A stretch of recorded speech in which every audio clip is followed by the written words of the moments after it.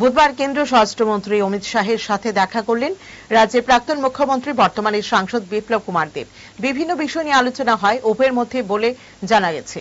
এদিকে এদিনই কেন্দ্রীয় সড়ক পরিবহন মন্ত্রী নীতিন গাডকারির সাথে দেখা করেন পশ্চিম ত্রিপুরা লোকসভা কেন্দ্রের সাংসদ বিপ্লব কুমার দেব।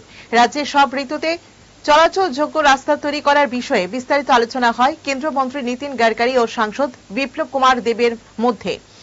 সাংসদ বিপ্লব কুমার দেব এই বৈঠকের বিষয়ে নিজের সামাজিক মাধ্যমে জানিয়েছেন, গোমতী এবং মোহরী নদীর উপর আরসিসি ব্রিজ নির্মাণ করা আগরতলা সাব্রুম এপ্রোচ রোডের কাজ চলতি বছরের নভেম্বর মাসের মধ্যে শেষ করা সহ চলমান 11টি কাজের বর্তমান অবস্থা এবং গুণগত মান বজায় রেখে কাজ দ্রুত সম্পন্ন করার বিষয়ে আলোচনা হয়েছে। পাশাপাশি বিপ্লব কুমার দেব জানিয়েছেন, শান্তির বাজারে 8 নম্বর জাতীয় সড়কের পাশে ড্রেনেজ ব্যবস্থার দাবিকে এনুয়াল প্ল্যানের অন্তর্ভুক্ত করা হয়েছে।